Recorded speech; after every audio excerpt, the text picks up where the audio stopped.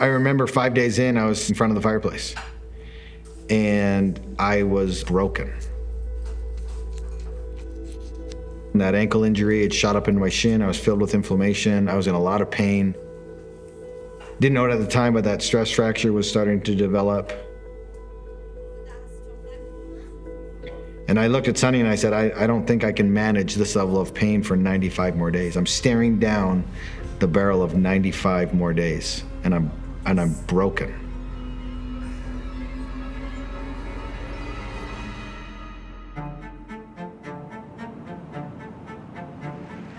We go through life and you watch people that have these unbelievable talents and I'll watch somebody do like a concert performance and I'm like, oh my gosh, they are so talented.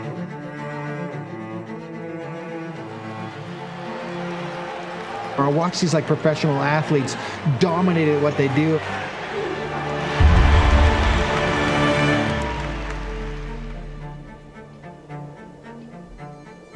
And you start to like try to figure out like, hey man, what's my talent? And what did God give me to give as a gift?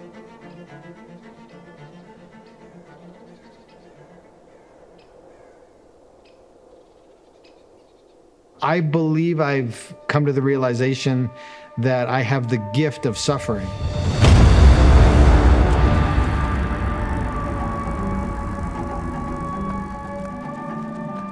And that is a terrible realization to have until you realize that a person's willingness to intentionally suffer gives others hope on their journey where they're not intentionally suffering. What is your secret sauce? I believe I'm successful in what I do because I don't care what people think. My relationship with suffering is a absolute love and hate. I'm very good at it. And I do hate it in the moment, but I do understand the impact that it has on others. He got the name Iron Cowboy because he did 50 Ironmans in 50 days in 50 states. Do we know what prompted him to say, did he have a job? I get asked the question a lot of times, like, what is more powerful and how much of this is mental and how much of this is physical? And you hear all the time online and social media, hey, mind over matter, and you can pull yourself through. And the reality is it's 100% physical and it's 100% mental.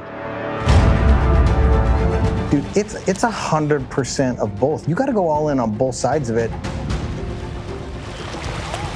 50 races in 50 states in 50 days. Why, James? Why did you choose to do this? James is driven by an innate desire to do the impossible. And this was truly, what am I capable of mentally and physically? James Lawrence completed one of the most incredible athletic achievements of all time. The Conquer 100 Challenge, 100 full Ironman triathlons in 100 consecutive days. I'm a triathlete. I have a lot of friends who are triathletes. This is unprecedented.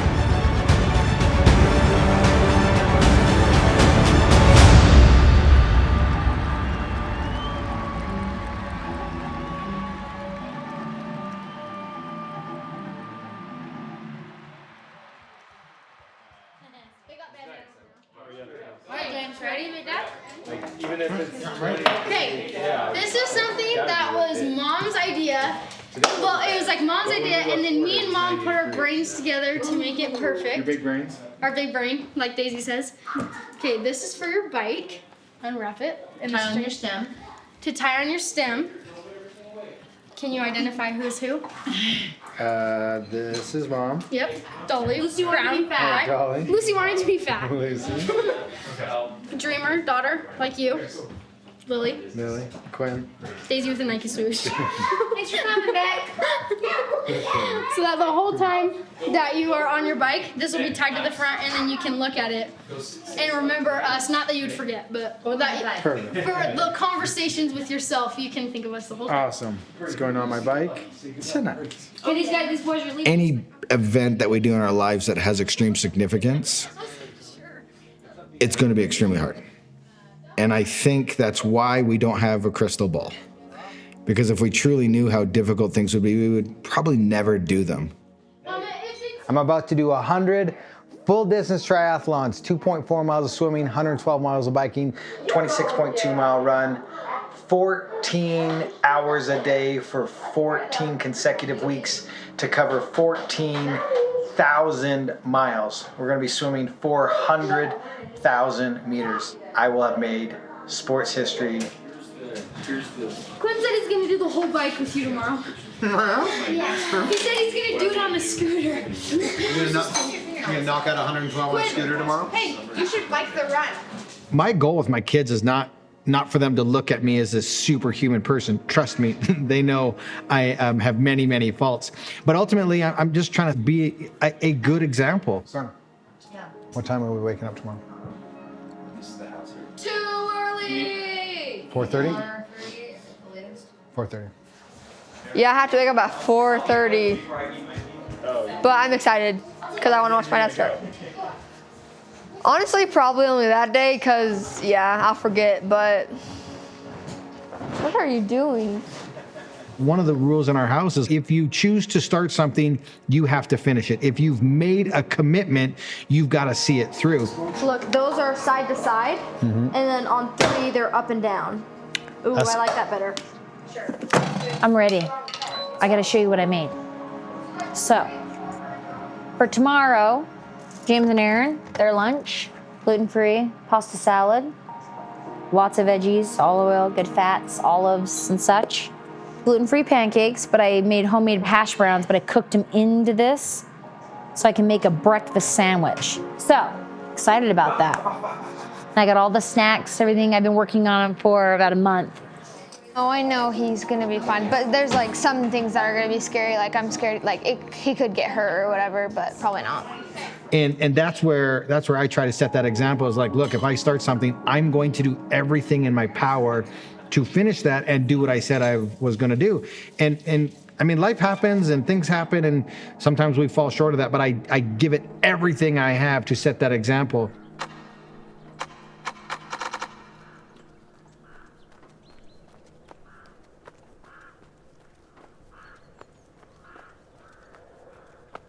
When you're in the middle of something, it is so incredibly challenging, it seems impossible. Because you're pushing the boundaries of where your experience is, where your knowledge is. And if you choose to continue to show up and fight and navigate that chaos, you progress and move through that challenge. Tonight's segment, it focuses on a Utah man who set a world record in one of the most grueling events ever, the triathlon.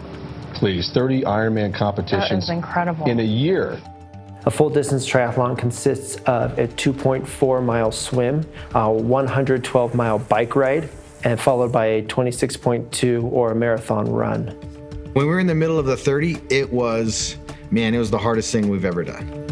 And it was right at the end. We were in race 27, and I knew we were going to make it. And so I said, hey, I've got this idea. I want to do 50 consecutive. And Sonny was so pissed at me. James is like, hey, I have this idea. And I was like, don't you love me? And so my timing was a little off on that idea, but it came with only 3 to go because I was so close to summiting that mountain. And here's what's interesting: when you're in the middle of something and it's the hardest thing ever, when you get to the top of that mountain, when you accomplish it, you've changed. You're a different person. You've gained knowledge and experience, right? And so when you're standing on that mountain, you can now see a new mountain that you couldn't see before. And it's bigger, it's badder, it's tougher, but it's now possible.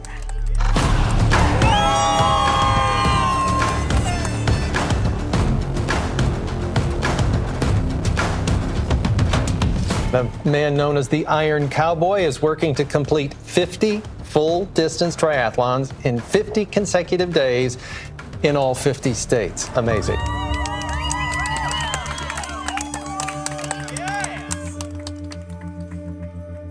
We were in way over ahead. Nobody had done this before. There's not a roadmap to doing 50 in 50 states. And controversy just seemed to follow us. And the main pieces of controversy, the first one was taking a medical IV. It's actually against the USADA and WADA, World Anti-Doping Association guidelines. You can't take an IV outside of competition. And that rule was written to prevent athletes from flushing PEDs, performance-enhancing drugs, out of their systems. And we thought nothing of it. We weren't in an official event. These were our own created events. We were just completing 140.6 miles a day. And the public just came after us. And when the public comes after you, USADA and WADA listen, and they instantly suspended me for 2 years. And obviously I fought it, and we won. It was overturned. We weren't doing anything wrong. It wasn't in the course of competition. We weren't trying to gain an advantage. It was actually for our safety. And so we got over that hurdle. And then our association with the Jamie Oliver Foundation, we were heavily criticized that we were just taking the money and pocketing it. And the charity eventually came out and said, no, we're partnered with James. We've received every fund. And so that, we got over that hurdle. Another piece of big controversy was I'd fallen asleep and crashed on day 18 in Chattanooga, Tennessee. And we were, again, still trying to figure everything out. We go to Mississippi the next day. It's hurricane conditions, lightning storms. We were pushed inside, which was controversial. People were like, doesn't count. You did it inside. And the very end of the day, from the crash, I had some physical complications. And the whole goal of the campaign was to raise money for childhood obesity awareness. And I said to myself, I said to the team, hey, let's give my body a break tonight. We'll do a few miles on the elliptical. We'll reset the next day and push on. And we woke up the next day to incredible amounts of hate, criticism. They said, failure, stop, go home, your journey's over. There was a lot of drama, and there were a lot of trolls, and there were people. I mean, this is just the world we live in. No matter how great, no matter how wonderful you are, there will always be people looking to sabotage you. And it was devastating to me. And we made a decision to keep going on the journey that day. And I'm so grateful we did, because it's gone on to change our lives, change thousands of people's lives.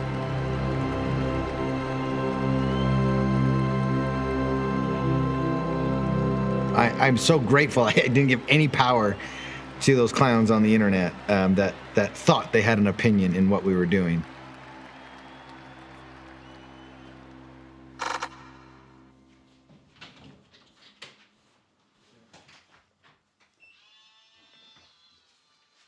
For years, it bugged me, because I'd get on stage, I'd tell the story, I'd post a picture about it, and someone behind a keyboard would say, yeah, but you didn't really do it.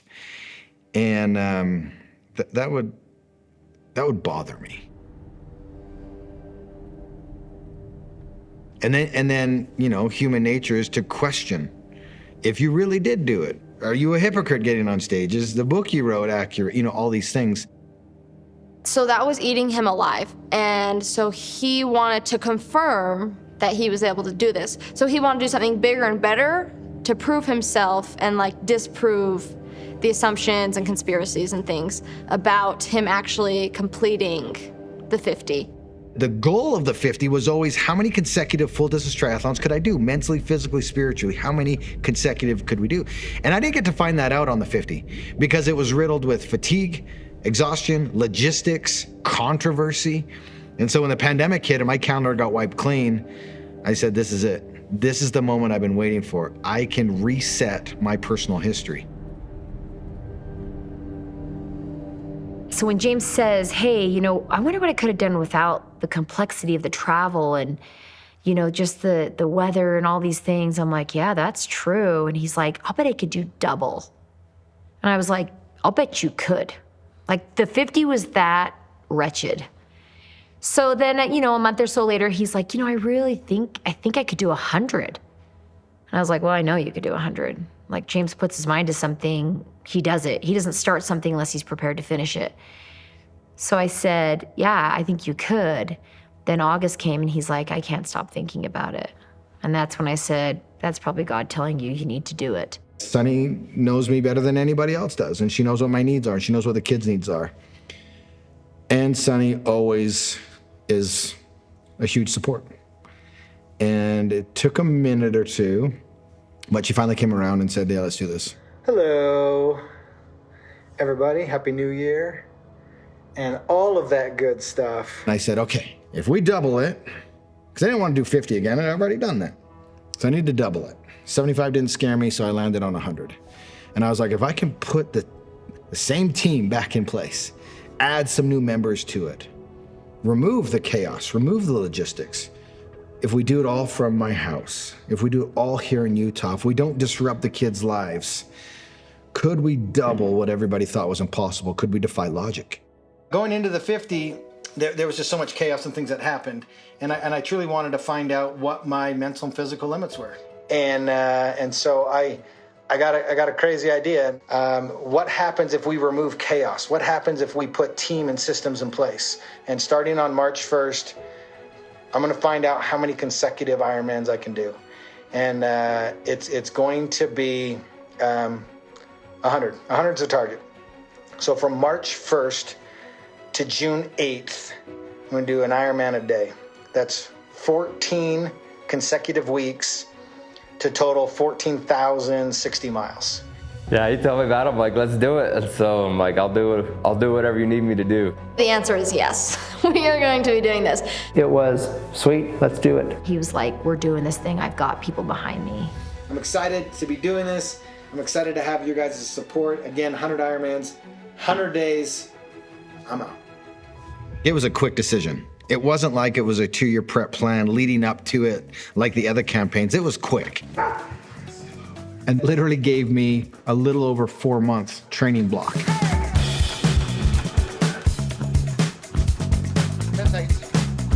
When they heard about his 50, it was like, there's no way he can do that. And then when he says, you know what, I'm gonna double down and I'm gonna do 100, the idea of like, how do you mentally and physically do 100 days?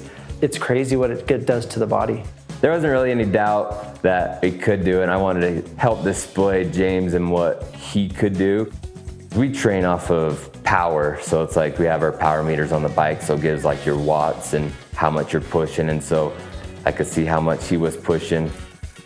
If you get a text from James that says I'm going to do 100, it's not that surprising or out there. You realize, oh boy, this is the next big thing. I was 163 pounds finishing the 50, and I got up to 190 pounds. And so, I mean, I don't know what the definition of out of shape is, but if you go from where you were at the top of your endurance career to putting on 30 pounds, that's an insane amount of weight to push. I'm glad today's over. Yeah, I would definitely call it out of shape.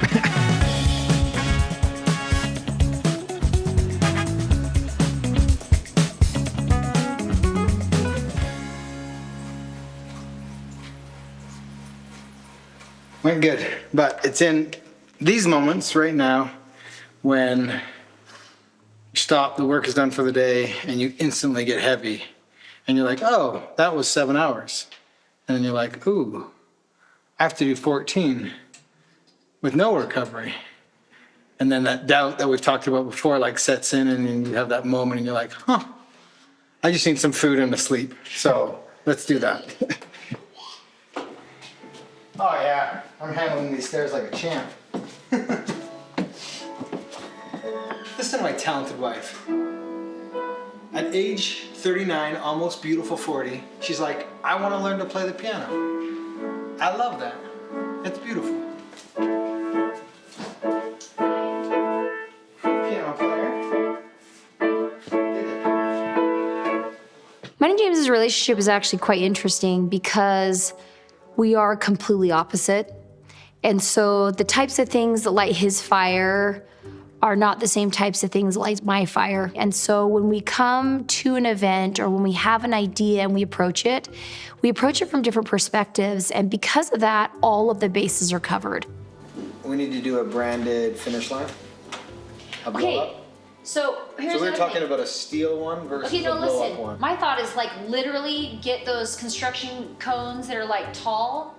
You know, he has these great ideas, and I say, yeah, they're good ideas, or no, they're bad ideas, because his ideas are constantly going. He doesn't think of the details because that's not his job. His job is to execute the dream, and the team's job is to execute the details. Sonny and I have had so many conversations about how completely insanely opposite we are, and how we truly have nothing in common. And a common thread between us was our passion for fitness and the journey that we've been on together through running and triathlon and sport. So that's why I'm doing this right now, because if I have all these recipes pulled up, Just do whatever's easiest for you. easiest to me would be just go on vacation and then report back in 100 days and tell me how it went. Okay, let's. Hey, how'd it go? I mean, I think that's why we do make such an incredible team. And she balances me more than I balance her, and I need her more than she needs me. And I think ultimately that's why this works between us.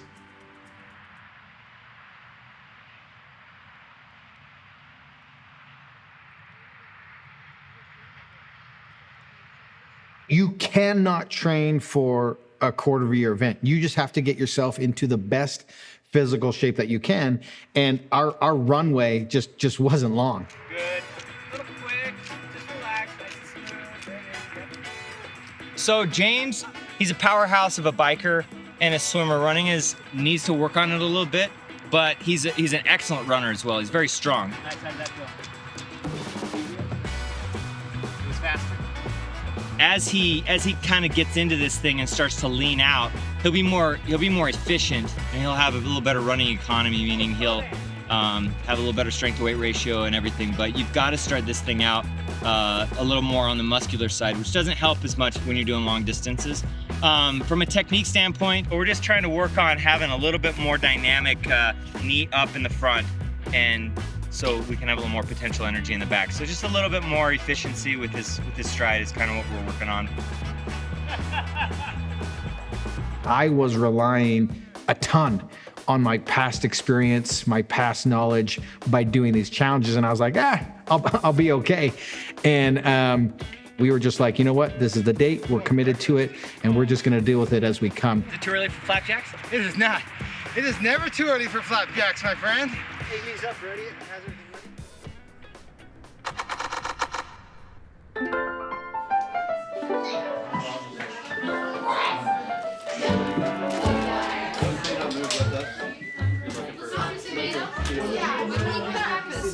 What? Can I just come over here and then you? He's even got a little holder for it.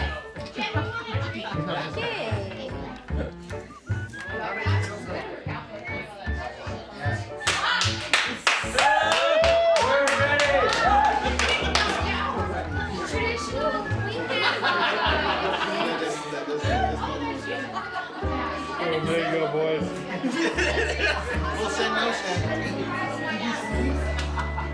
Seriously, thank you for everybody to get us this far.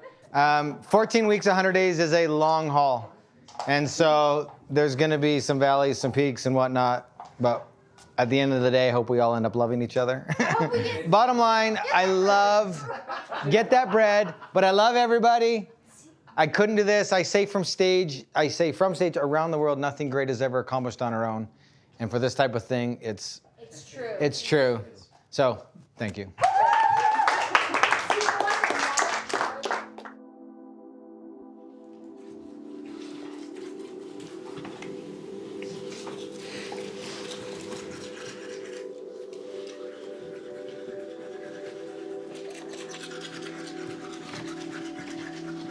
Best you'll ever see him in the morning is today.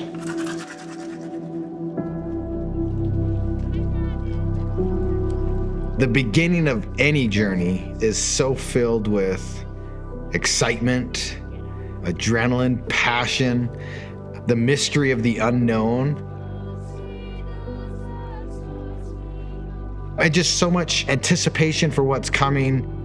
And it's something beautiful about being in the moment with no excuses and just doing it.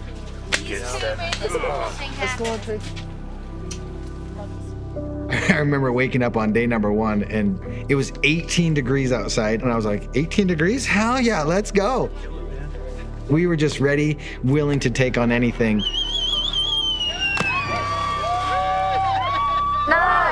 8, 7, 6, 5, 4, 3, 2, 1, go!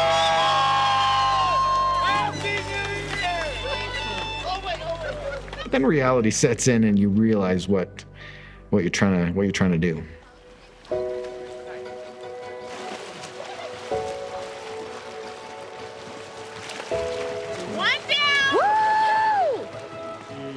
I've realized on this journey that nothing great's ever accomplished on our own. Big question we get all the time is, how do you put a team around you? And for me, to find the team, you find your group, you put them under stress, fatigue them at a high level, and the guys that perform when exhausted, that's who you put around you.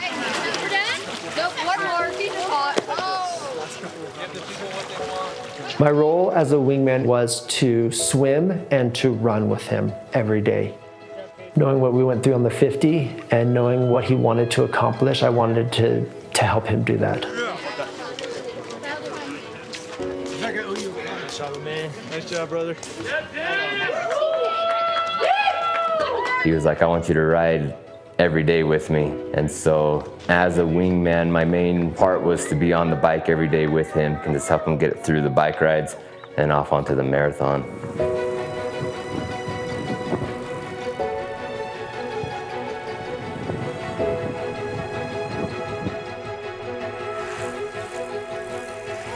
There's something about the three of us working together that just works beautifully like a symphony. Feel great, man. Yeah, I should feel good though. It's day one. That's kind of what the wingmen are to me. It's like everybody just knows what to be doing and how to be doing it, and it just works. I believe that every successful campaign has to have a great leader or a trail boss. The Conquer 100 had two of those, Sonny and Lucy. What's up, everybody? I just got off the phone with my dad. He let me know that they are at 51 miles. It's been 3 hours and 8 minutes, and they are going strong. So, yeah. Lucy was amazing. She handled the logistics, the social media. She is truly well beyond her years and an amazing person. Okay, tell us around. What's happening right now? Just finished the bike. Perfectly on track. This is going to be one hell of a challenge. Even though I'm the face, none of it happens without everything that goes on behind the scenes, the sacrifice, the hard work. I'm not the Iron Cowboy. We are the Iron Cowboy.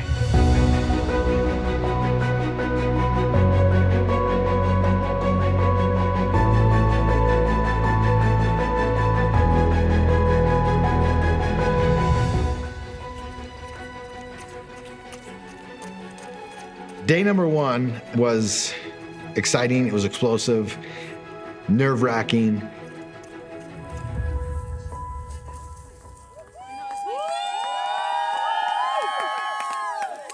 I remember very distinctly finishing day number one. I got to the park and I fell to the ground.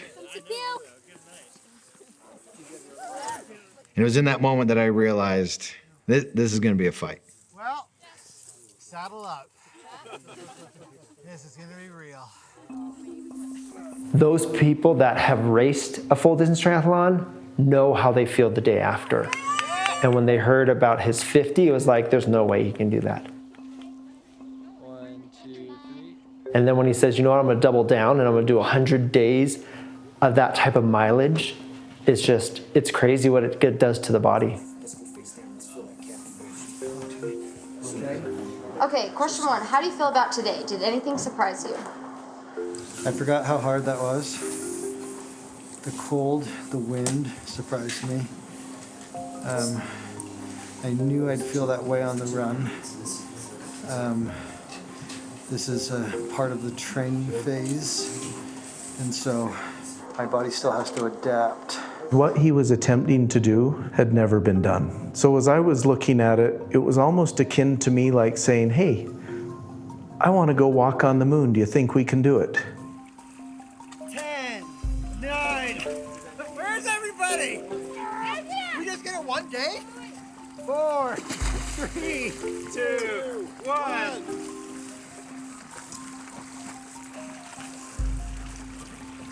I just don't know physiologically how much strain that puts on your body I don't know. If I talk to a doctor, they'd probably be like, don't ever do that. As a physician, yes, what he was doing was crazy, and I would never recommend it to him or any other patient. And at the same time, I knew that he was going to do the 100. So I had the choice, do I walk away and abandon a friend, or do I say, all right, how can I help? I just thought to myself, is this even possible? How can he go day after day after day in this kind of pain and suffering and just continue? If I didn't know him for the 7-8 years that I did, I'd think he was crazy. I mean, I thought he was crazy anyway, but I knew he could do it. The only doubt that entered my head was if something happened to him that wasn't in his control. When I hear somebody's doing 100 full distance triathlons, the first thing that comes to mind is it's not a matter of if this person is going to get injured, it's 100%. They're going to get injured. They're going to get some kind of pain that is going to limit them. He was up and at 'em on his own at 4:40, so that gives him a little over 6 hours of sleep. He fell asleep on the massage table last night for probably 15 minutes. You saw what it did to him when he did the 50 and how broken his body was. And he was going to try to do twice as many. And so I really don't think there's any voluntary sporting feat to compare to this in the history of the world. Nice job, you guys! Oh, I broke my arm in my hand? Sure do.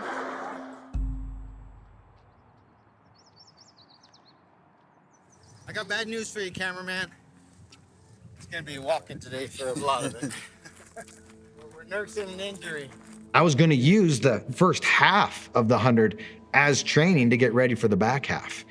And I not only wanted to do 100, I wanted to showcase how brilliant and world-class our team was. I wanted to showcase my athleticism. I wanted to throw down not just 100, but I wanted to throw down 100 with some times. And it didn't go that way.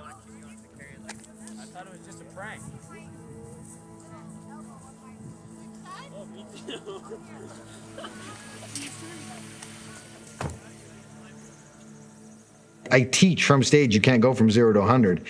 And I was trying to go from 0 to 100.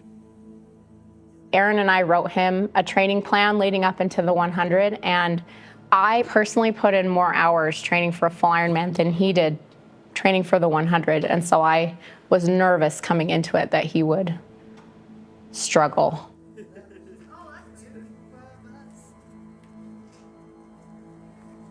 The training camp was too short. I was too out of shape. I was coming up off the couch, and it created some incredible challenges.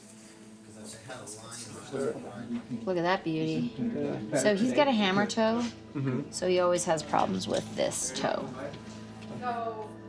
We knew the storm that was coming. I think the unexpected was definitely his ankle, which started early. I would say day 4 or 5, which was very concerning. It crushed him to not be able to run those marathons.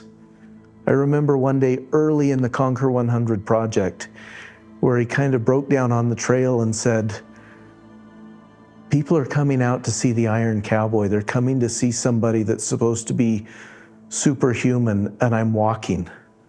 Even though he was hurt, we were trying to figure out how could we still run, because that's what we thought was success at part of the time. And then we finally got around to like, no, it's finishing the distance. And if that means walking, then that's what we're gonna do, and we're gonna walk every day. Way to go! See you in a bit. I remember freezing cold. That ankle injury had shot up into my shins. I had massive inflammation, tons of problems. And I remember looking at Sonny going, I don't think I can manage this level of pain for 95 more days. And she said, you don't have to. And I was like, what do you mean I don't have to?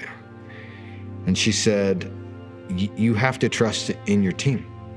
You've put together this team for a reason. Let them take care of you tonight, and all you have to do is show up tomorrow. And she said, you have no idea when the next miracle is going to present itself.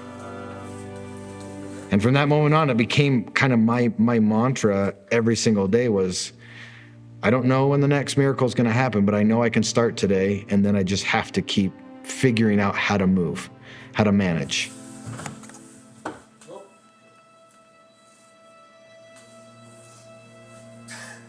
You paint that smile. Everyone. You paint that smile. That advice early in the journey where she just said, you don't have to. You just have to trust in your team, and you just have to keep showing up, changed the complete trajectory of the entire campaign.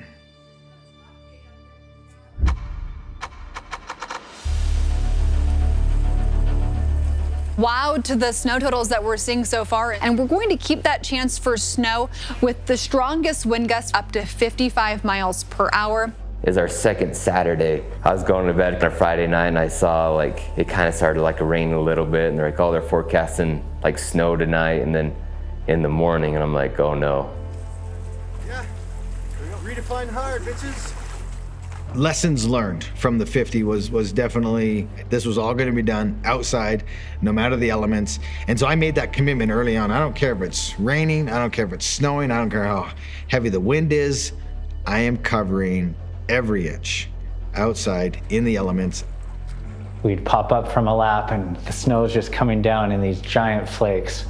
And I looked over and my towel and my bag, and they were covered in probably 2.5 inches of snow.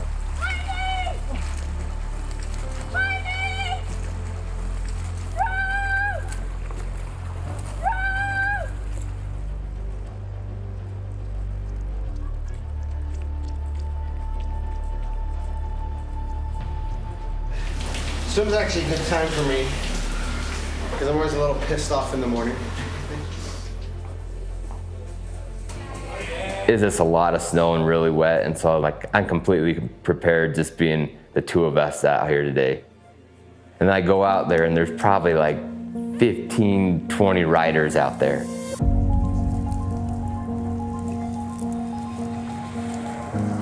Everybody had kind of the same thought of like, if they're dealing with this terrible weather, they're gonna need some help. Instantly, just gratitude came to my mind. It's just like, it was cold, it was a miserable ride. It helped having that many people coming out and just know that they're behind us. And so it's like, they chose to come out and ride with us and wanted to help.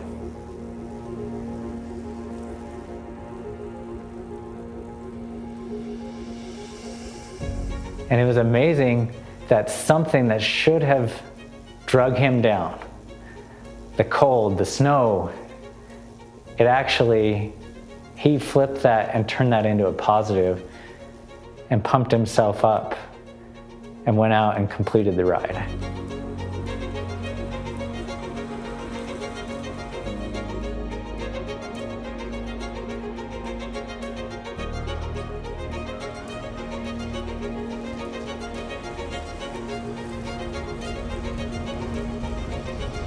And as hard as it was exhilarating.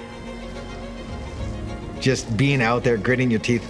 The cycling community just came out in droves, and it was so fun. And they actually came out and said, we're coming out on the hardest days, the most challenging days.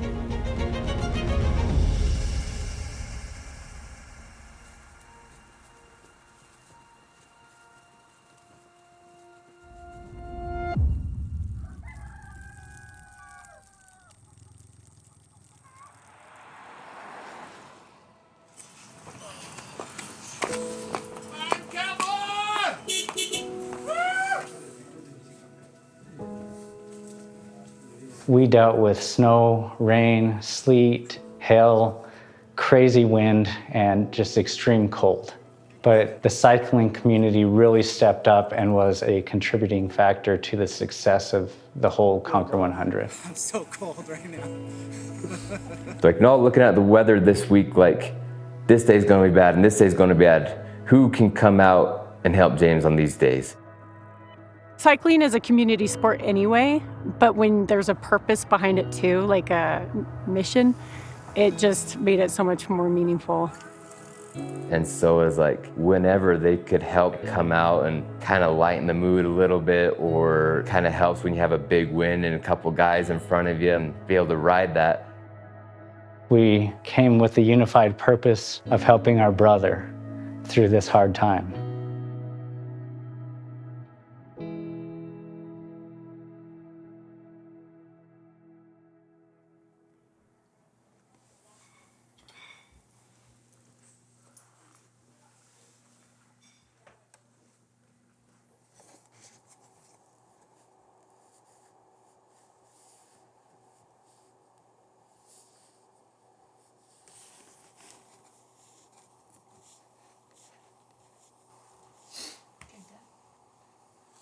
even stand up yet. Okay.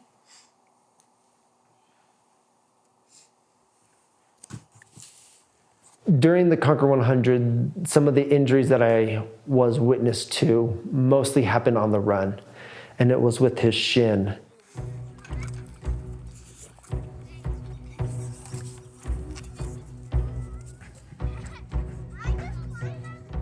There was a fracture that we found out he had after the 100 that was causing a lot of this pain. And the way it manifested itself during the run was he would collapse.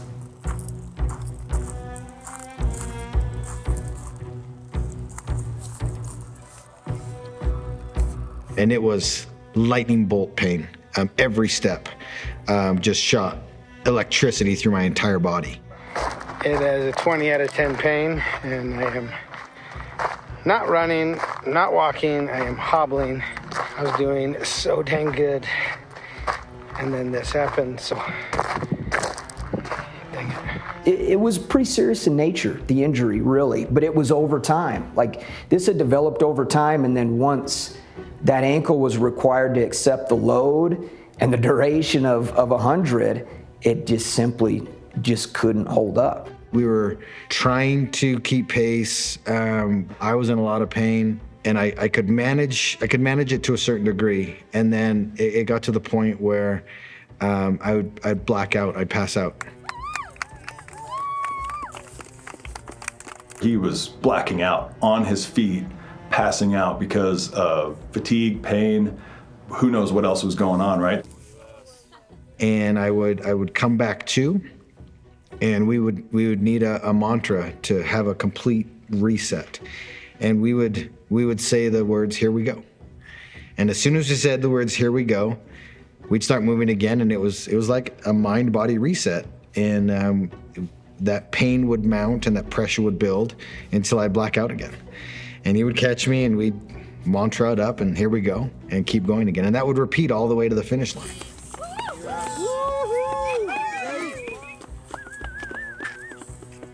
The injury or the inflammation that was involved was very, I guess you could call it severe, but it was also very pinpointed.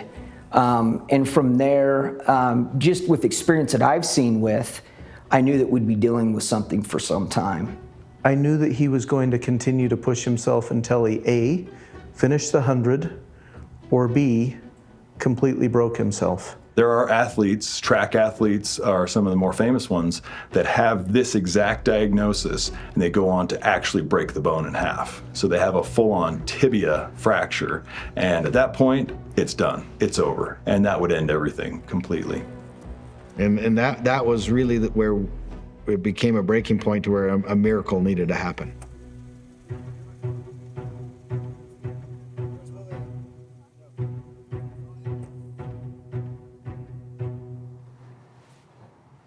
So this is an MRI of his ankle, shows the bone is black, and then the cartilage is gray, and this white stuff is fluid here. And his cartilage just disappears in this one spot, and it becomes just a fluid-filled area where there's no cartilage at all. So that is called an osteochondral lesion of the talar dome, is where he's missing cartilage inside of his ankle. And that was something that he likely had from before and just made it a lot worse during the 100. He was really struggling with his ankle. And so I'm like, oh my gosh, I need to talk to my husband because he's an orthopedic surgeon, foot and ankle specialist. And I went home, talked to Dan about it. I'm like, he is just suffering. And obviously my wife, knowing that that's my subspecialty area of interest in orthopedic surgery, she said, you got to help this guy out. Okay. Now we need to bring your heel back. Yep. And that's when the shin brace came into the scene, and we learned about the carbon plated shin brace, and unbelievable sequence to where we got fitted. Like that. Oh, you want me to walk? Yeah, let's give it a try. Walk, jog, whatever. So we had to have something off the shelf that could be customizable to use for him. And so I ordered that, talked with the guys at Northwest Orthotics and Prosthetics. One of the guys named Russ, he's awesome. He's been working there the longest. He's kind of the head guy. He's in a wheelchair a lot of the time. And so he was wheelchairing along to keep up with him, and they would stop, they would do fittings, and then he would go another few hundred yards, make some adjustments, and then kind of catch up with him again and do some more fittings and make some adjustments as we were going. When you land, you feel strike and you come down like this, the muscles that hold this side of the medial side of the foot up come and attach just posterior to where you're feeling the pain, and that can transfer around to the interior. So if we hold the arch up just a little bit, we'll stop some of that. I was in that brace for five plus weeks, giving my body an opportunity to heal well under stress. Hey guys, James has been wearing this thing on his shin. Check it out, we are 1/4 done and no pain. The campaign changed at that point, and it was a tool for my body to heal and continue to do the full marathon at the end of each day.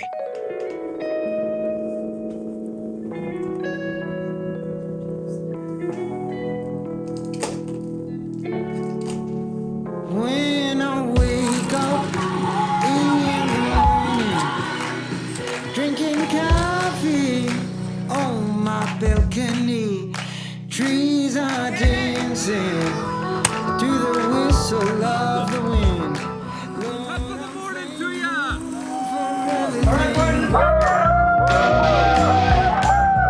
We want to thank some of our amazing fans out there for this on-the-go date night. Lord bless my day. I hit a high tide. You've always been around. Taco Tuesday! Lord, stay around. From the cradle to the grave. You give me everything. I've got it all. Oh, your light is shining. And I'm thankful every day. Lord, I'm thankful for everything. From the cradle to the grave, you give me everything. I've got it all. Oh, your light is shining. And I'm thankful every day. Lord, I'm thankful for everything. 10 miles now without it. No pain. But the better news, it's Gondolfo's Monday. That's awesome. This is what I'm like, I used to be 300 pounds, and since I inspired the whole I've only got this to go. Let's do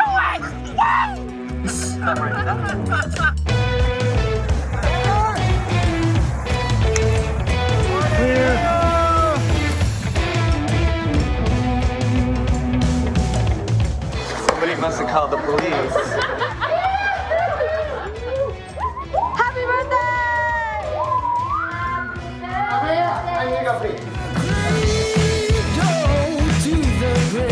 No comments about the bike rides today? I've got it all. Oh, your light is shining. And I'm thankful every day. Lord, I'm thankful for everything. From the cradle to the grave, you give me everything. I've got it all. Oh, your light is shining. And I'm thankful every day. Lord, I'm thankful for everything. Lord, I'm thankful for everything. Lord, I'm thankful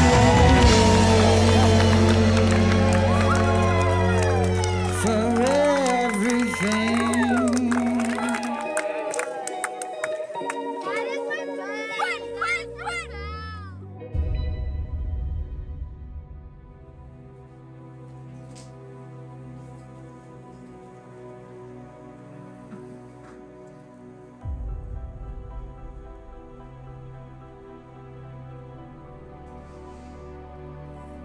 For me, day 50 was a huge exhale personally. I am putting my entire history and career on the line. You don't make it past day 50, and then it really gives them power to say, yeah, we told you. You didn't do it the first time, and you definitely didn't do it the second time. Today freaking DJs here. I'm not sure why everybody's making a big deal at day 50. It's literally a stepping stone on the way to the end of this thing. Everybody outside of our team was super excited and amped up, and the chance of halfway there, you know, and to me, from where we were sitting, it was like, stop reminding me that we're only halfway there. The goal was 100. It wasn't to get to 51. It wasn't to set that world record. It was to make it to 100. And because we were so broken at that point, and you've covered 7,000 miles, and you have that realization that how difficult those 7,000 miles were in the condition that you're in, to have it be brought up over and over again that like you're only halfway, that's not where my focus was.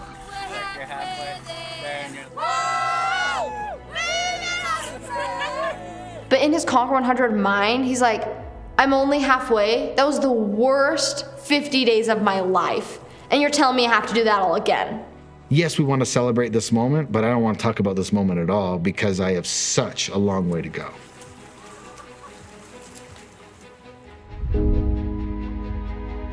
Getting to that point, basically in his eyes mean that like, I can do this, I'm capable of it, and just like, yeah, that's behind us, and now we move on and pushing forward without a fear of not being able to get to at least to that point.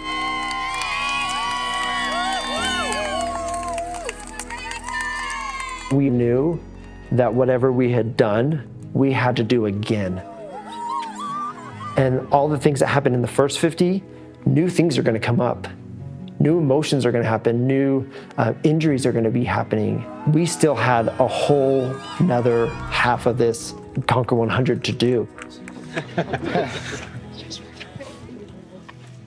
Everybody that says halfway there is just a reminder that we're only halfway. And there's a lot of work to be done.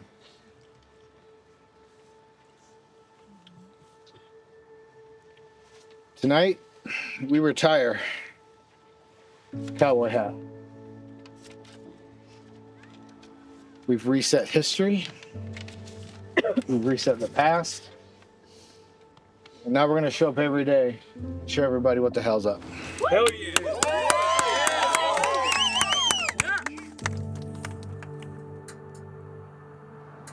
A new beginning.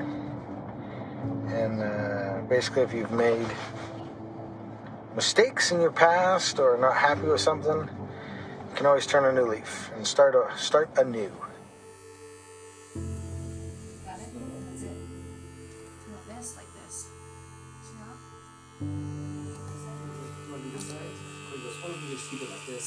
This is James only. Ah, cute. To do all three? Whoa! Happy 50, bro!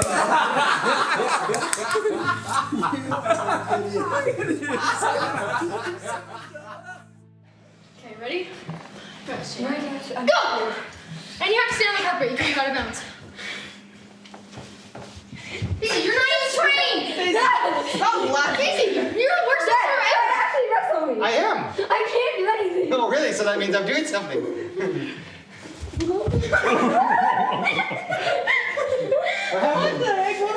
One of the things I respect most about James, he's obviously strong. He's an amazing endurance athlete and triathlete. But the thing I respect most about James is how he is as a father and a husband, the way that he treats and interacts with his kids. I'll tell you what I'm gonna do. I'm gonna duck under, and I'm gonna grab your right leg, okay? He loves his family. He loves his wife. He loves his 4 beautiful daughters. He loves his son. And he would do anything for them. I just loved seeing his kids out there supporting their dad. All right, everybody, we are headed out to the run. On the marathon, his kids would go out and do some like rollerblade with them or hop on the scooters or like walk along the side or do the complete marathon with them that day.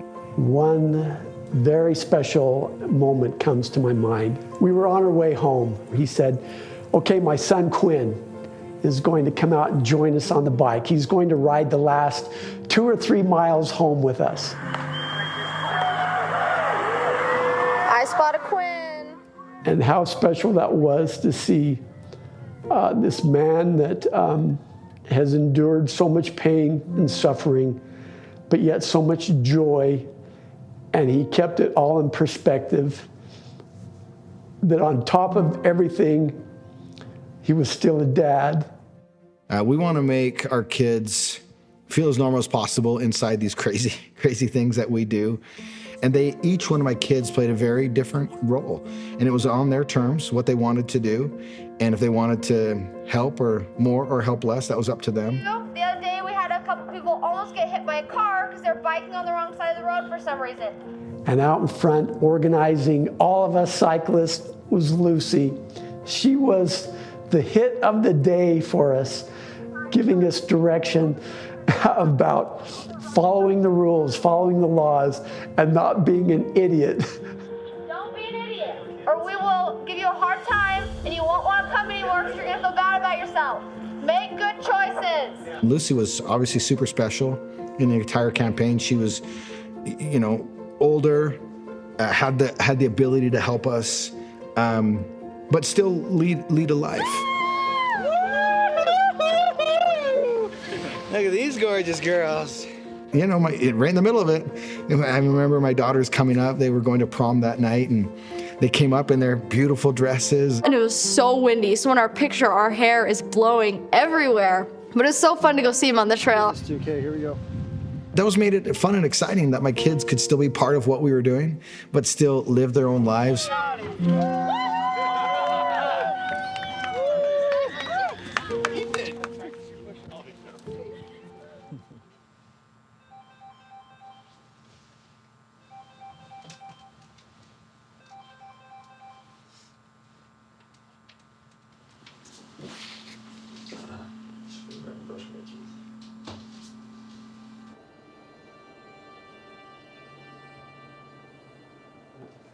Hey, it's 51.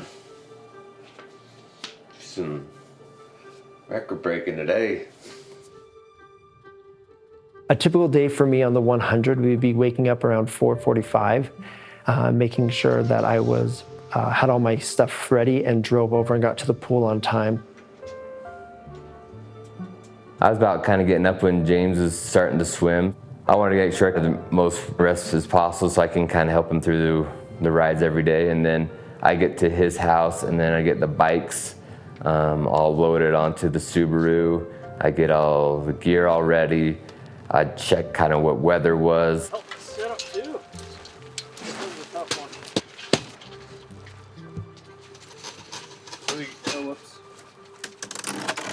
I don't know, you just do it.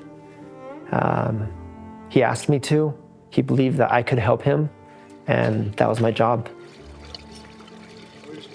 The wingmen are obviously super special. They played very different roles, even very different from the 50. On the 50, they didn't do any biking, any running, any swimming with me. Their job was logistics, driving, chaos management, crowd control, things like that. I didn't get to see them a lot on the 50. And when I proposed the 100, they both got super excited. And I said, look, your roles are going to be very different. And I said to Casey, you're the runner. You're the Boston Marathon guy. You're the fast guy. I need you to do all the support on the run. And I'm like, Aaron, you're an unbelievable talent. Probably the strongest cyclist I know. I need you to ride with me every single day. Without hesitation, we're in. What do we need to do? We'll get ready. We'll help you in any capacity.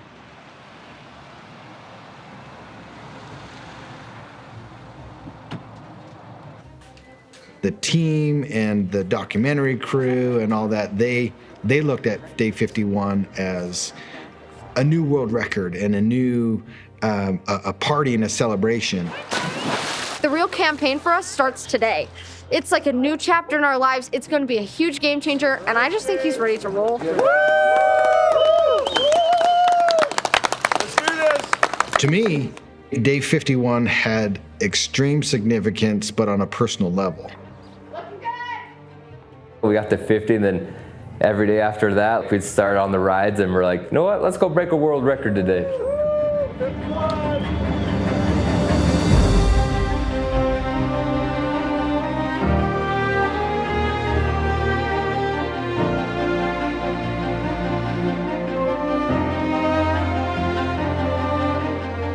I think all of us, including James, we knew we had to finish at least 51. So whether this be psychological, physiological, or something in between, we saw just a massive turnaround on day 51. He was sleeping better, some of his paces got better, his autonomic nervous system, which is stress hormones and inflammatory processes and immune function, but there was something about that day 51.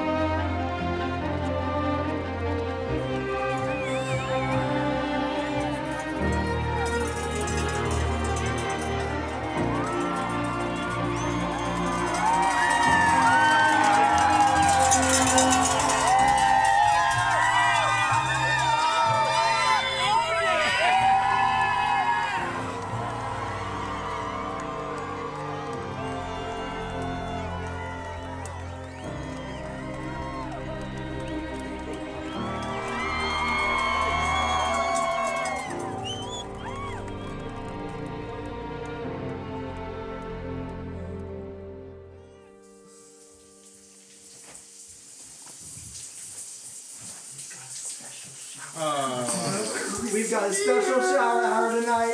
Day 15. I am actually naked. I do not have clothes on. Congratulations. Hey guys. Big things are happening. I would get out because I am naked.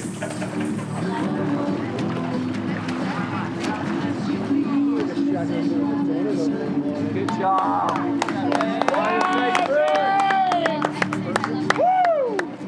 Day 59 started like any other day, and it was just going through the motions, and the team was doing their job. I was doing mine. It was those blue-collar working days that nobody cares about, and got through most of the bike ride.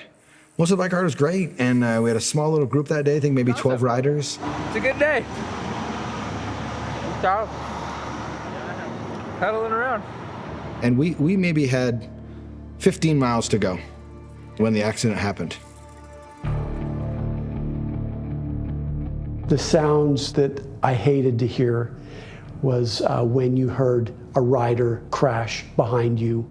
It wasn't like a typical accident where wheels touch and you can anticipate it happening. It was like a bomb went off.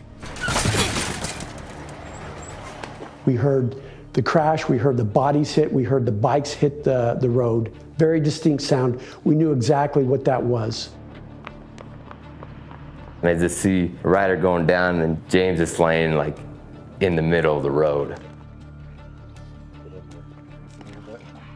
When I was laying on the ground, I knew it was over. Like that's it. We made it 59, and part of me was like relieved because I was like, yes, I don't have to do 60. I'd broken my world record. I'd reset my history. Like, I'm good. The public's gonna accept this reason for quitting. His eyes were just kind of non-movement, and he blinked a couple of times. And he's like, I gotta get up. Rhonda had a really bad laceration on her lip. He walked over to her, was very aware, very sensitive to her injuries. Are you okay? She went face first and look at the glasses. And I went over and I talked to her and I was like, are you okay? She's like, please keep going. Guys, I'm sorry. Don't be. Stuff I know you happens. guys gotta go. Everyone. I'm just trying to, barely lift my head and look around, and I'm like, what is going on? Like, why am I on the ground? How did that happen? They had an ambulance come because she's bleeding, looks pretty bad too. So it's a pretty serious thing, and it like instantly just doesn't matter about the project. It's just like you just want them to be all right. And Johnny Lloyd came around. He was one of the riders, and I said, what happened? I could not figure out what happened. And he was looking at me, he looked at my bike, and then all of a sudden he saw on my wheel my leg warmers. One look at our bike, we could see what happened. A piece of clothing just accidentally had slipped and fallen into the brakes in the fork. It was as if brakes were applied full force and we hit a brick wall. So we're gonna make sure she gets taken care of, and we'll go follow her behind. I don't know if it's adjustable at this point, if it's working. I knew that we had some team members there that were gonna stay, and I was like, I can continue. I'm talking with James, and I'm like, are you all right? He's like, I think so. And so once I knew he was good, I knew he'd keep going. I started putting his bike back together. His wheel was bent bad, handlebars were twisted, the brake hoods were bent. We started fixing those. Is it just the side thing? Oh, you know what? Your hoods are bent. And the four of us just, in silence, finished off that ride.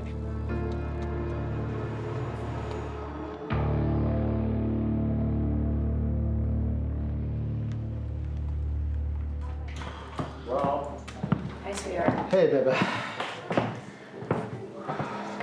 Oh, yeah. Dude, Jesus loves you. Oh my Because gosh. this right here, I just, like, still the good. fact It that- could have been so. The fact that it didn't break anything. Yeah. Every one of us was definitely pretty shaken. A lot of the cyclists came back with James and they were really emotional because they saw the wreck and they were traumatized by how violent everything was, and they were worried he wouldn't be able to continue.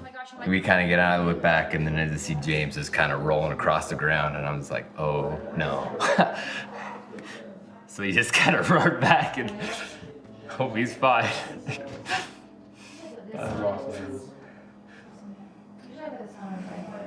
It's good to see he's good.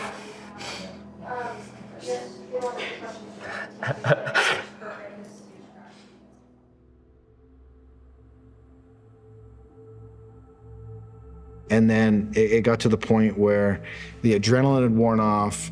My body was now experiencing the violent nature of that crash. And those were some really hard miles. And I was like, I don't know if day 60 is gonna happen.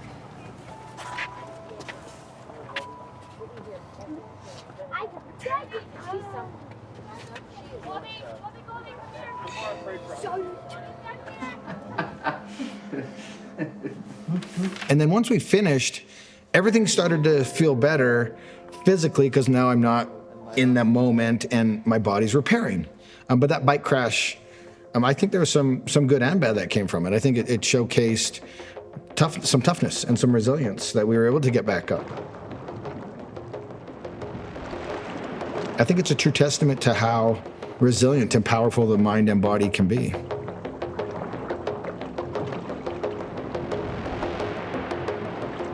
There were a lot of moments throughout the 100 where things didn't feel right.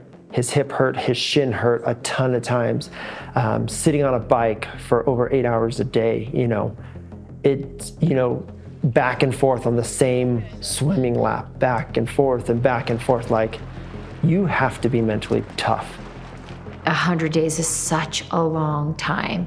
Let a quarter of a year pass and then imagine swimming, biking, and running in the freezing cold every day.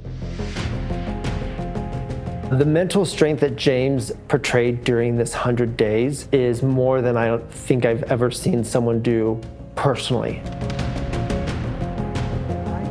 Nice job. We're good.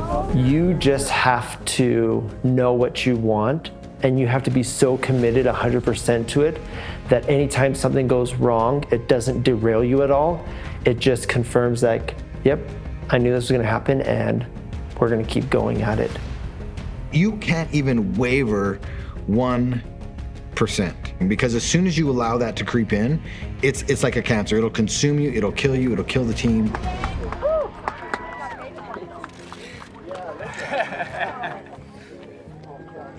It's not a matter of if you're going to finish, it's what's it gonna look like? How's it going to feel?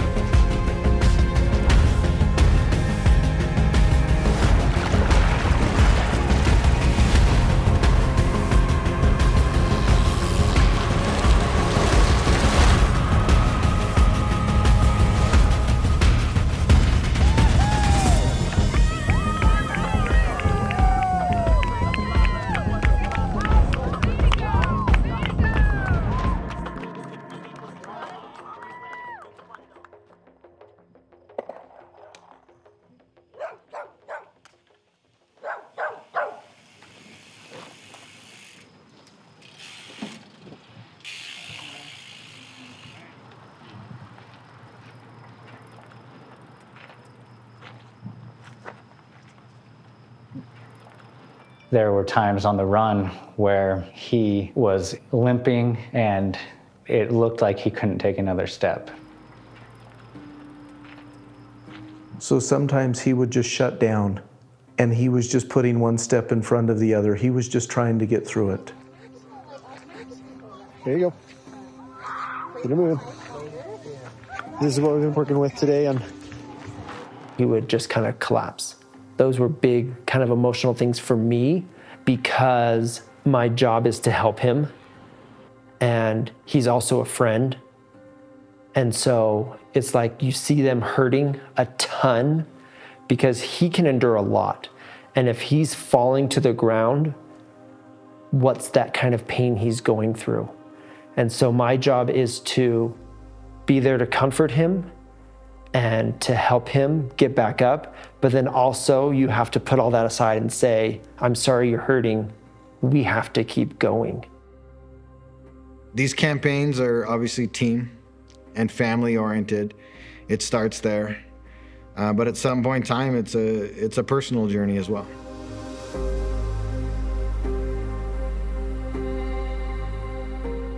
And there's a lot of lonely moments.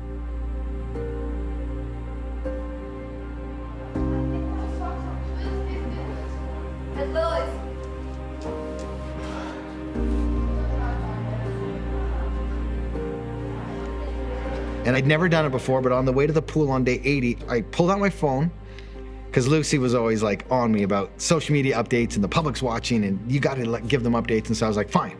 I was gonna pull out my phone and I was flat out gonna lie. Good morning.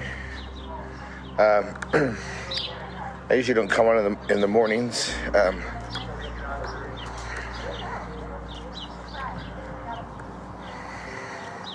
was gonna give a couple minute update of how I was doing and I literally just said, I'm gonna try.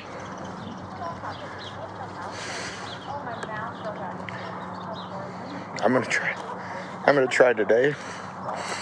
You knew he was hurting, and then I'm getting calls. As I looked at it, I'm like, oh man, I'm guessing he's just kind of just tired and exhausted. But it was really cool that day because all the people that we'd come to know from the cycling community was all coming out.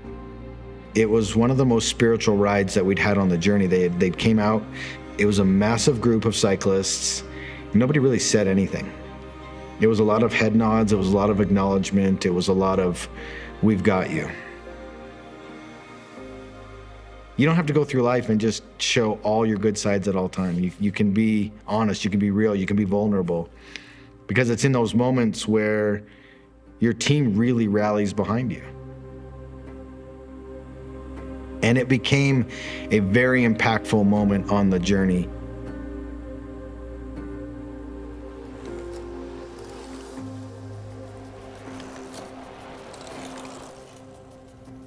What about these all fresh and clean from Savers, and then I drew to my dirt and kicked on it.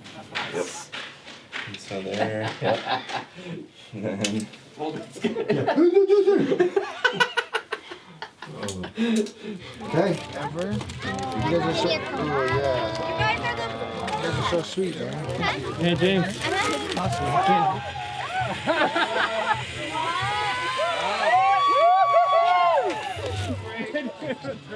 Is that Aaron and Casey? Yeah. You gotta love those two. Oh, God. Yesterday I felt completely defeated. Today I have a little bit of hope. So that's all we need is a little bit of hope, right? Just a little bit. You have to know why you're doing what you're doing. And there's so many whys. It was a personal journey. It was raising money for the charity. It was not letting the team down. But the biggest thing was hope, and we've talked a lot about hope. And it's about giving other people hope on their journey. Oh, what do you got? Oh, wow. Uh-oh, Mom. Hold it together. They had money for running the first marathon ever yesterday. And they decided instead of using it for our trip to donate some of it to the Underground Railroad. That's why we continue to show up. It's not for us anymore. It's for other people. It's giving them hope on their journey. James is not going to let you stop whoever you are.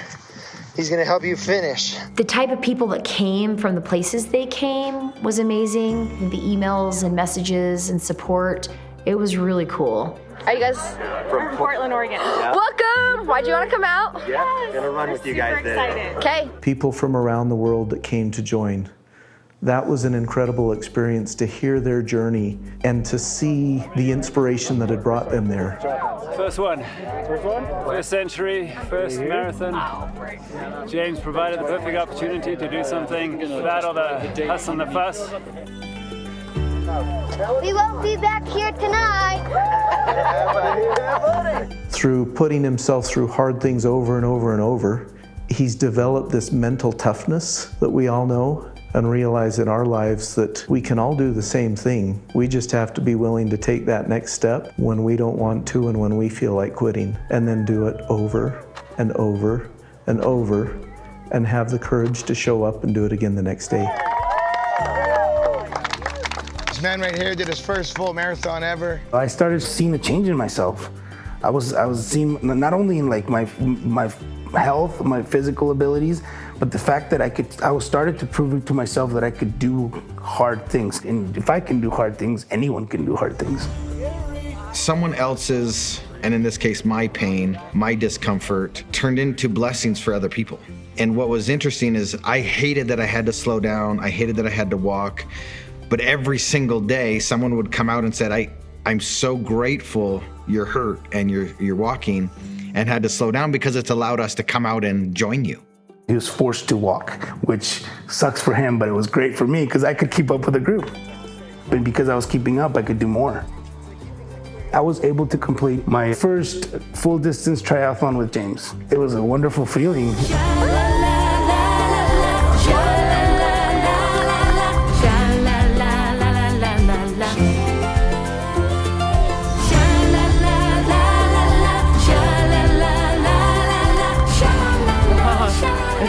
Day 5 in a row with the marathon.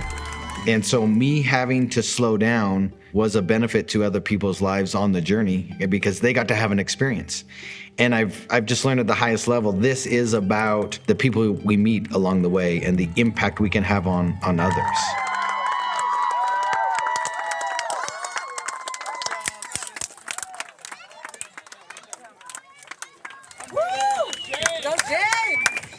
What's up, everybody? What up, James? A big question I get is, what's been your biggest takeaway? What's been your biggest surprise of this journey? And take a look around. It's the community support. And I think after 2020, I didn't know it, but this is what we needed. And I'm so grateful that you guys have made a decision to come out as a community. It's rough and it's lonely at the beginning. But when you're one day away, look around. You're surrounded by unbelievable people, and I've made insane lifetime friendships because of this, and I'm so grateful for that.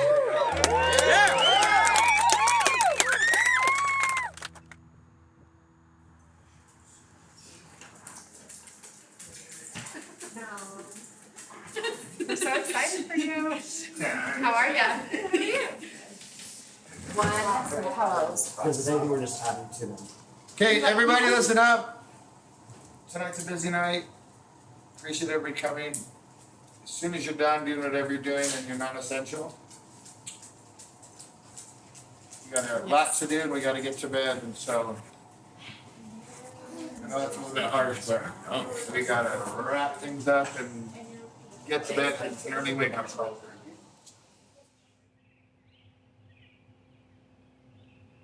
Day 100 is a day you wait for, you want, you crave. Which today everyone said was impossible.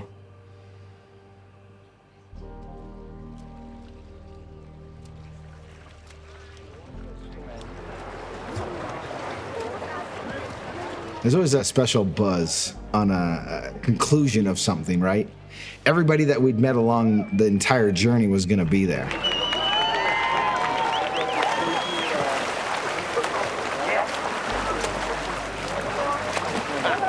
It's just another day, man.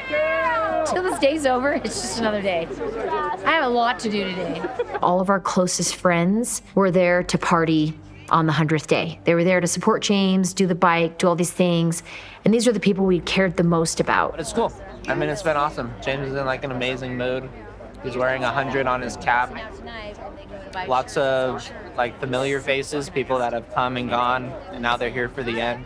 Even before day 100 started, we had started thinking about it because we knew it was going to be big, and we had to think about everything because there were going to be so many more people coming that day that we had to be aware of where James is, what's he doing, and who's around him. We just had to watch out for him. Good job. Thanks, baby. And so it was making sure that nobody was in the lanes that we needed to, or pushing people further over to make sure there's not too many waves happening in the pool to affect our swim. I remember having just a great swim. Just a great swim, felt strong.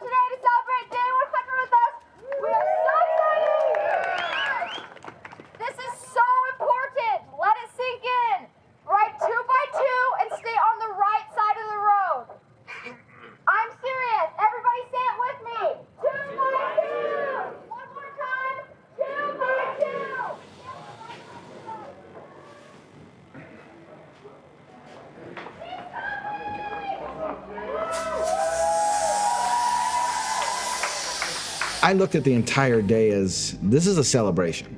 This is a victory lap. But then the bike started, and chaos ensued.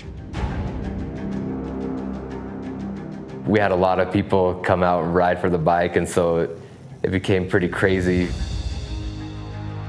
We had probably a couple hundred riders going through the roads of Utah.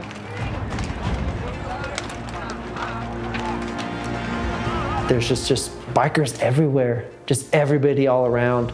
It was not a very fun experience, I would say. There were just so many people. It was a hard day to be on the bike. There was hundreds of bikers. And when you get hundreds of bikers that you've never biked with before, that gets scary. And it was actually one of the scariest bike rides I've ever done. We didn't want the Conquer 100 to end on day 100 with a crash. So a lot of chaos kind of going on, and we still wanted to kind of protect James and kind of keeping him safe and help him finish. A lot of us just kind of make kind of like a bubble around him so he could kind of just finish the day. And so I just had my little team that I really trust surround me. I remember about halfway through that, I was just looking for Dan and Bri on the tandem. And eventually found them, got beside them, and I did not get off the right side of them. And they just became my protector out there. I could tell when he was struggling, and also I was able to safely look back and check to see, okay, he's dropping back a little bit, let's pull it back a little bit. Yeah, I would have Bri turn around, and she would yell back and talk to him, and Aaron would give the thumbs up or like, slow down kind of thing. Guys, we got Gatorade, water. You need a guy can't trip in. Hi, buddy. JC, go. Bentley, I clipped it all by myself. So relieved to get off that bike ride with no crash, no incident, no nothing, because it truly was scary. It was chaos. It was fast. It was explosive. But still, a lot of laughs, a lot of smiles, good moments.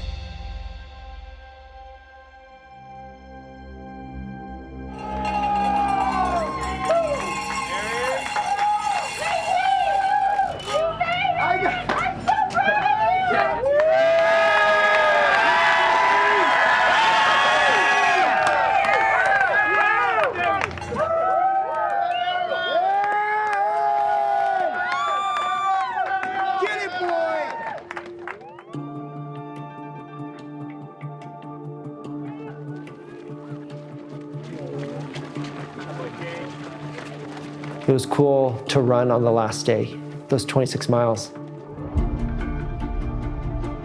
To see him push, to see the people all around him being there for him.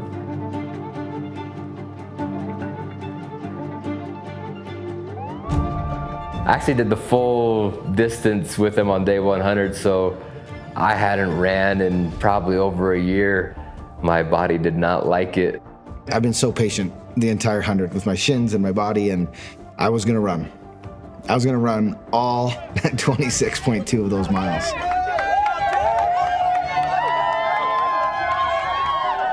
Things were going great, and I was doing it, I was running, and about mile 19 is when all the wheels fell off. And my body literally was done giving me anything.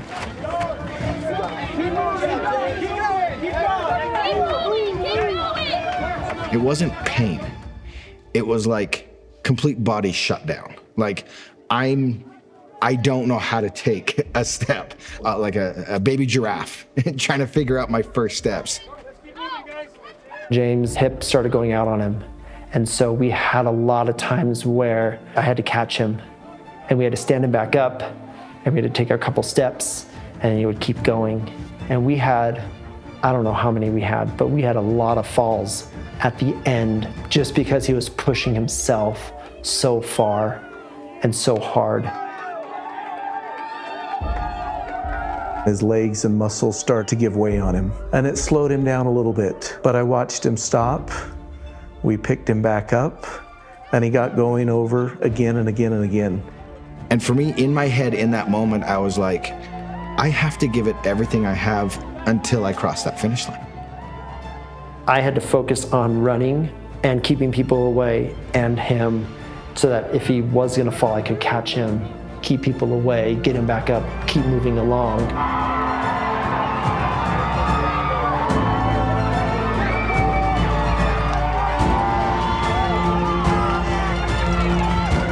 And so as we were running down to this track, the stands are filled with people. The track is lined with people. We have people running in front of us. We have people running behind us. Tons of people just everywhere.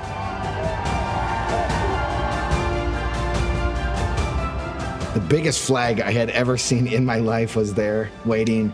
The stands were packed.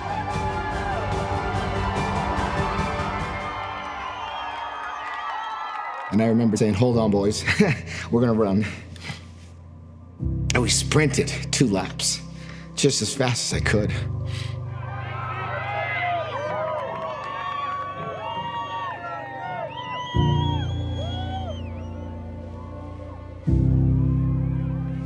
I don't know how.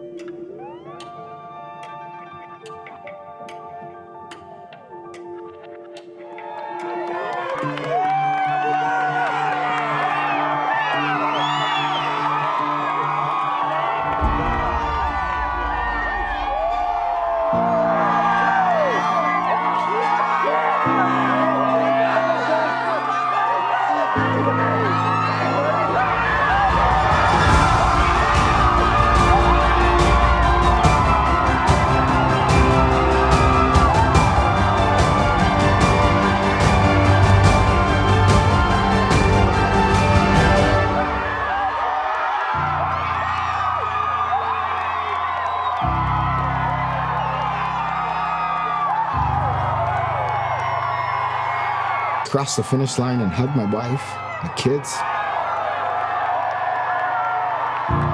And I just exhaled. It was cool.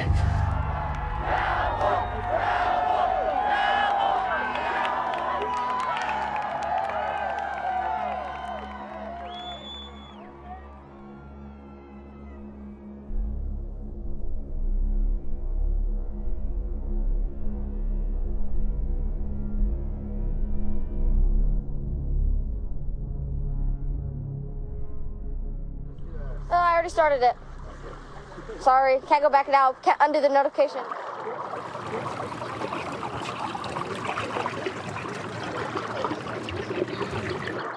It was a shock when people woke up on that morning of day 101, and there's this live feed, and it's James swimming.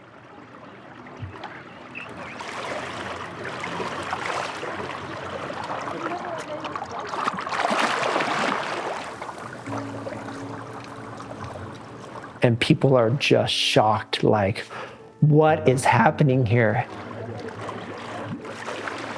I quickly texted Lucy and I'm like, hey, what's going on? Is this fake? Is he in there? And he's like, oh yeah, he's in there. We joke about it because at first couple weeks, Casey was like, he's like, you know what'd be really cool is if the three of us show up on day 101 and just go, I'm like, that ain't happening. And I shut him down so fast. I was like, that is not happening. Don't ever say those words again. And then as we progress, we make it past 50, we make it past 75, and then into the 90s. And then once I think it was day 95, 96, I looked at Casey and I said, remember that conversation we had? I said, I think it's possible. Coming down the hill at the end of the run, day 99, he just put his arm around me and he said, can you keep a secret? And then showed me his phone with a kit that said 101 on it. And I said, this is a joke, right? Are you crazy? And he was like, no, we're gonna do it. Like, it's a whole nother teaching point. And yeah, I mean, I guess I wouldn't expect anything less.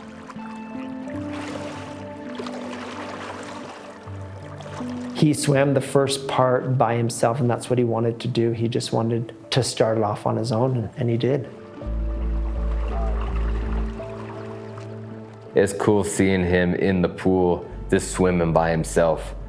Like he's just in the center lane, just swimming, just putting in the time. It was really peaceful. There were just a handful of people that showed up, and I didn't get in the pool with him. He swam by himself, and we just sat and watched him, and we're just in awe that he could get up the next morning and just do one more, just because.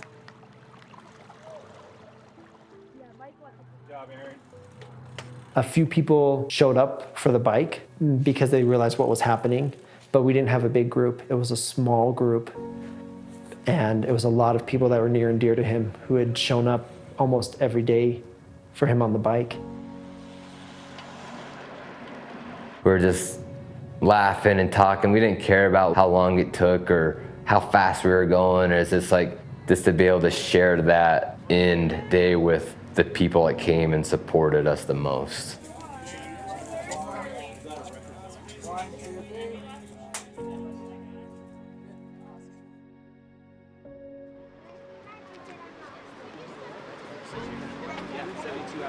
And so we're out here wrapping up the marathon. Trust me, it's the last thing I wanted to do today. But I felt it was necessary to set the example, be the example. We can always do one more, and I can continue to grind, and I can continue to show up in my life and on my journey.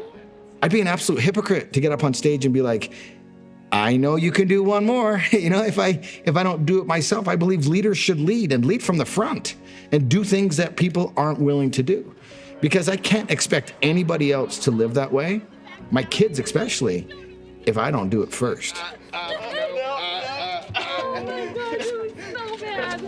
Tons of people just showed up at the very end, which is awesome. But it was a way for them to celebrate this without the crowds of people that showed up on day 100. Tonight was literally close friends, family, people that have been with us the whole time. So if you're here, you have a special part in our journey, and so thank you. Thanks, brother. I'm going to bed. But that was a really cool day just because it was quiet. It was quiet. When it ended, we didn't go to bed till like 2 in the morning or something, and we were just like, it's done.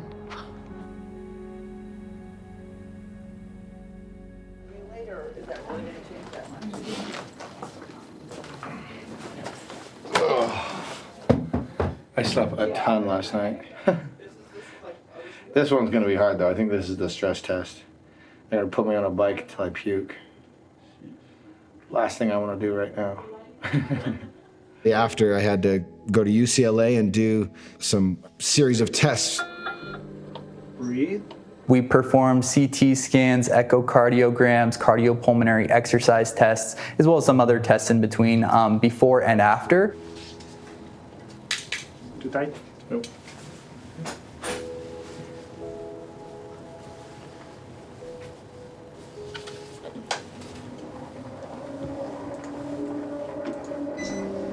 We wanted James to come down and to see what we can learn from him if there's been any changes in his heart and his cardiovascular function. This is a terrific opportunity once in a lifetime to learn from something so extreme and unique. James is undergoing a test called a cardiopulmonary exercise test.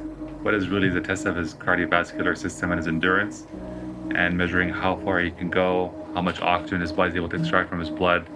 And we want to compare today's test to his original test before the challenge. It's something a lot of our elite athletes, we check prior to or after certain challenges. How are you feeling? Good. This was everyone's sitting in a room silent waiting for the results to come back because we expected things to happen. And divided by the kilogram to be an index is 49. That's amazing. So both are excellent numbers. Yeah, you're in the raw 1 number, percentile, the 1%. yeah. That's good. That's awesome. On the really bright side, nothing serious. So you're free to Awesome, man. spend some quality time in LA or I'm gonna go home. go home, get some rest, get some sleep. Thanks, brother.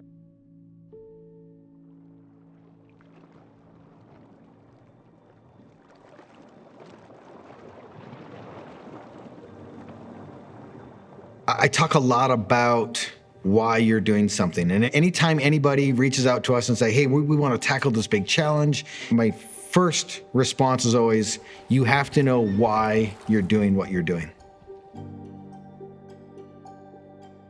And it can't be just one why.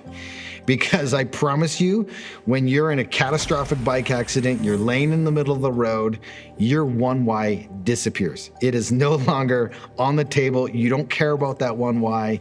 And so I challenge everybody to have a bag of whys, hundreds of whys, many different reasons why, and stack them all on top of each other. And that becomes strong enough in those moments.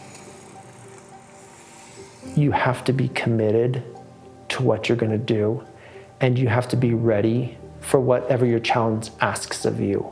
Even when it's not going the right way, you have to adapt, and you have to give it all.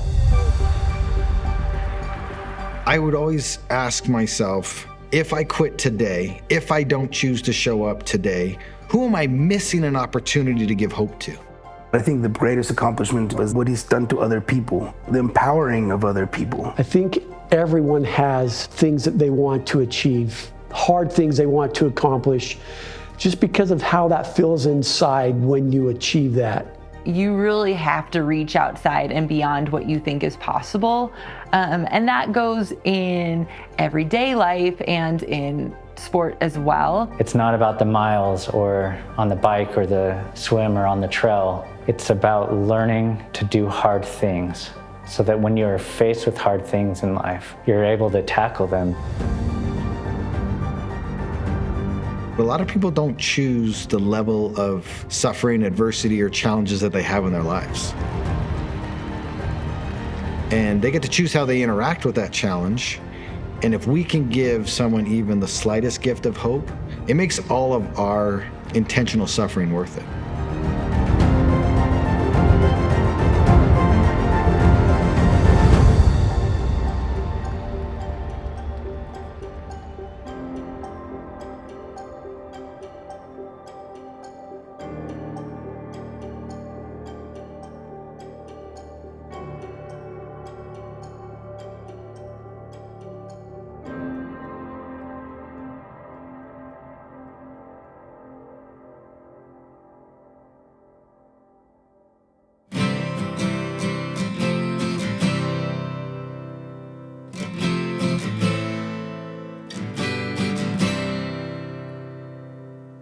When the clouds roll in and we wanna run down the empty streets, we're wild and young, holding out our hands just to feel the rain. If you weren't here, wouldn't be the same. If you weren't here, wouldn't be the same.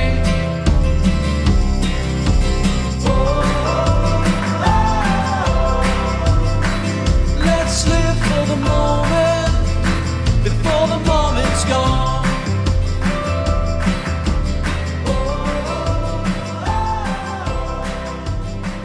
Even with our empty pockets, we can